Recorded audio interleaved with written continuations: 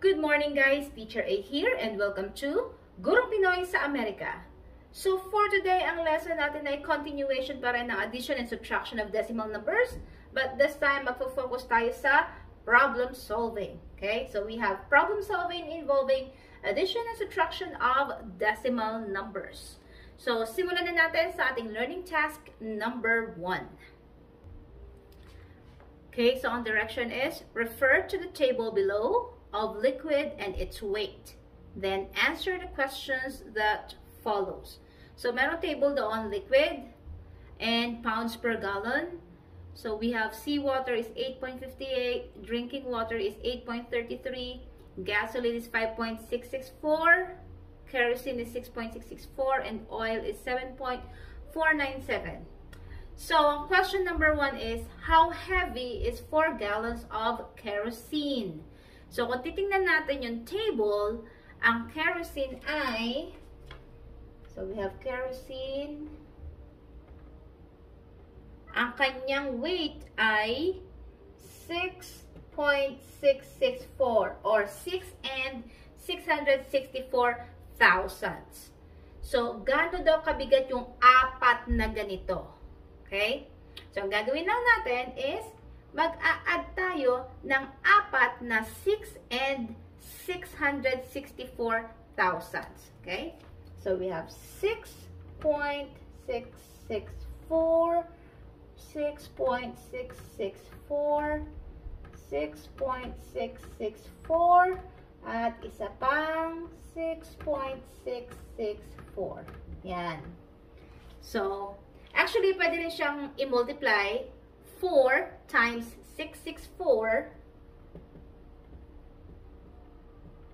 Pareho lang ng lalabas. Pero since ang ating topic ay addition and subtraction, so ito yung gagawin natin. I-add natin siya. Okay? So 4 plus 4 plus 4 plus 4, that will give us 16. Carry 1. So we have 1, 2, 3, 4. 6 na 6 is 24. Plus 1 is 25. Carry 2. Again, 1, 2, 3, 4. Apat na 6. Sabi ko kanina, 6 na 6, no? That's apat na 6, sorry.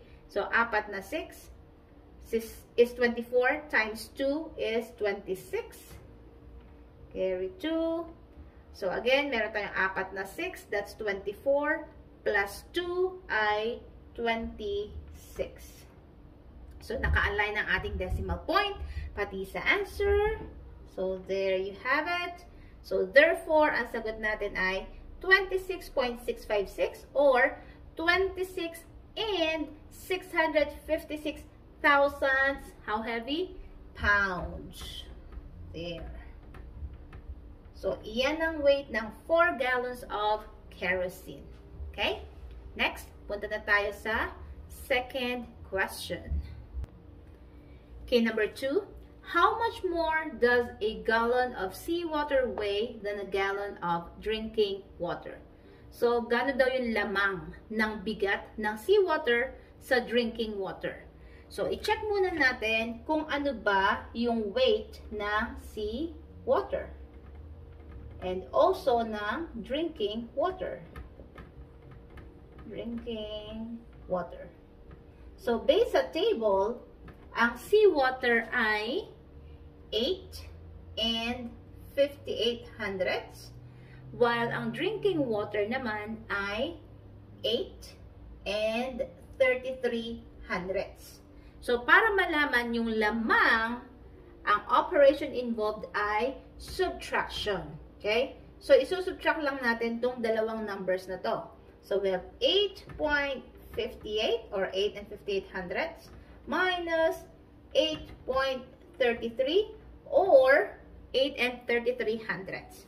So, in subtracting, again, make sure na naka-align yung decimal points natin. Then, i-subtract yung magkakatapat na numbers. So, 8, starting from right to left. 8 minus 3 is 5. 5 minus 3 is 2. And then, 8 minus 8 is 0. So, therefore, ang lamang ng seawater sa drinking water ay 0.25 or 25 hundredths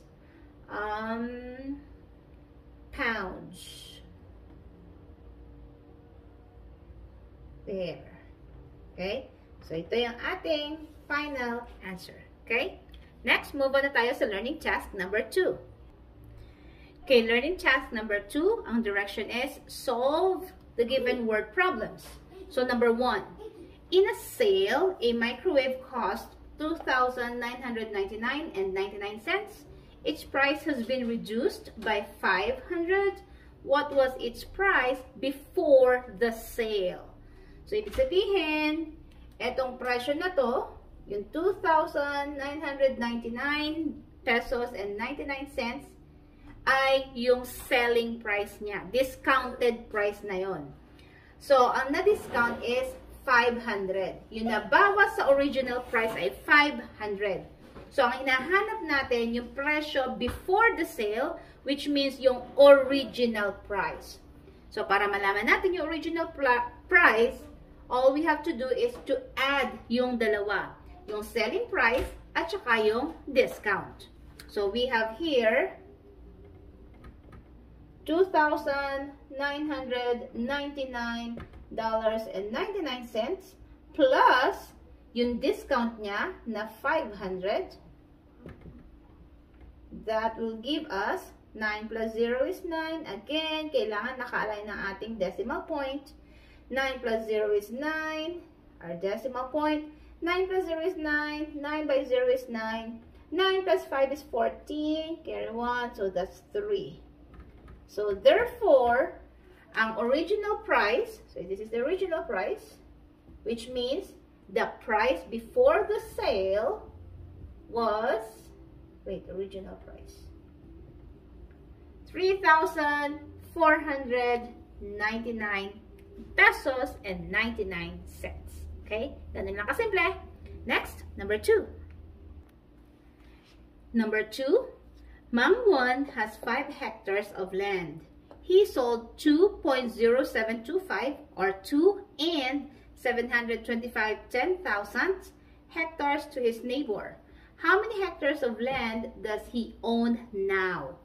So originally, meron siyang 5 hectares. Binenta niya yung 2 and 725 10,000 na hektarya sa kanyang kapitbahay. So, yung tinatanong kung ilan yung natira sa kanya, kung ilan na lang yung pag-aari niya. So, therefore, ang operation involved ay subtraction. Isusubtract natin yung binenta niya doon sa original na pagmamay-ari niya. Okay? So, dati, nagmamay-ari siya ng 5 hectares. I-minus natin yung binenta niya na 2.0725. Okay? So, since ang 5 ay whole number, so yung decimal point niya ay nasa right side.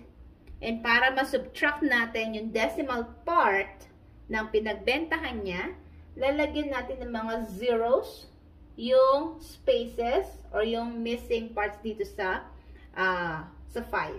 Okay? So, subtract natin. 0 by 5 cannot be. Hindi tayo makakaborrow sa iba pang zeros na katabi. So, definitely, dun tayo magbaborrow sa 5. So, this 5 will become 4, 10. So, this will become 9, 10, magiging 9 ulit, 10, magiging 9 ulit, and this will be yung last na 10. So, ngayon, pwede na natin siyang isubtract. 10 minus 5 is 5. And then, 9 minus 2 is 7. 9 minus 7 is 2. 9 minus 0 is 9. And then, yung point, naka-align pa rin siya. 4 minus 2 is 2. So, therefore, meron pa siyang natitira na 2 and 9,275 10,000 hectares of land. So, eto pa yung natira kay Mang Juan after niyang magbenta. Okay? So, let's move on na sa last na learning task. Number 3. Okay, learning task number 3. Again, solve the given word problem.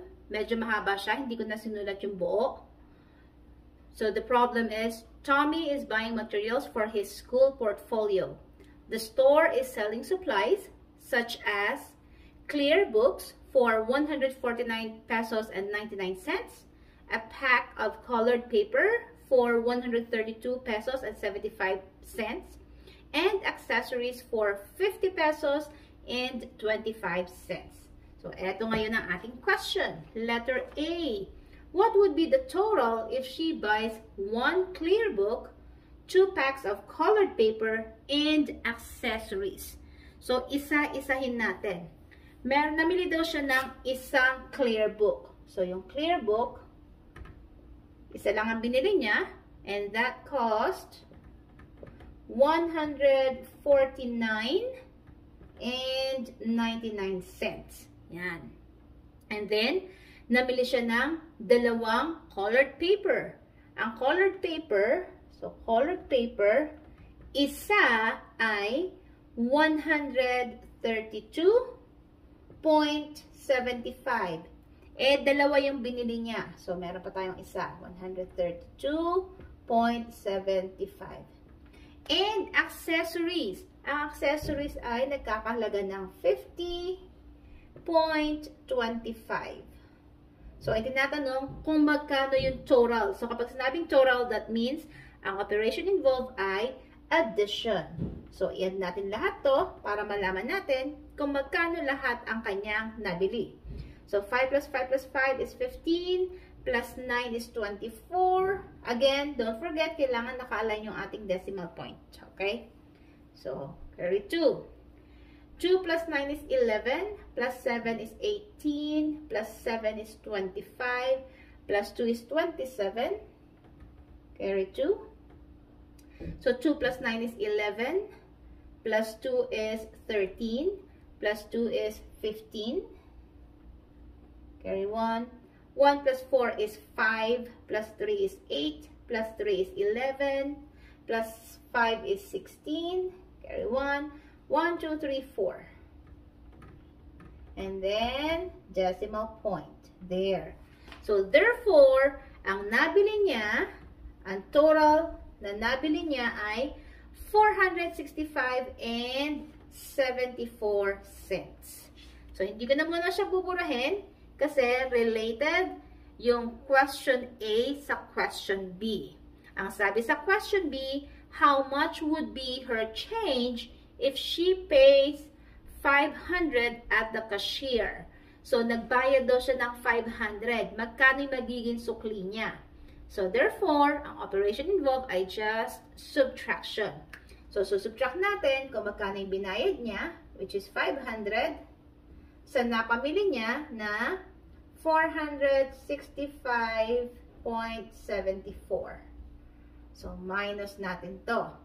So, since wala na naman tayong numbers dito, lagyan natin yung 0.00. Okay? So, subtract na natin. Wala tayong mababorrow dito. So, sa 5 tayo manghiram. This will become 4. 10 magiging 9. 10 magiging 9. 10 magiging 9. And this will be 10. Okay? So, 10 minus 4 is 6. 9 minus 7 is 2. Yung decimal point natin. And then 9 minus 5 is 4. 9 minus 6 ay 3. 4 minus 4 is 0. Hindi na kailangan isulat yung 0. So, therefore, ang kanyang change, yung kanyang sukli, ay 34.26. So, 34 pesos and 26 cents. Okay? So, that's it. Kung natuto kayo sa ating video, nakatulong sa inyong module, kindly give me a like para i-share to ni YouTube sa iba. And again, if you are not a member of my community, please mag-subscribe po kayo para updated kayo sa mga latest videos na ginagawa natin. Okay? So, that's it for today. See you on my next video. Paalam!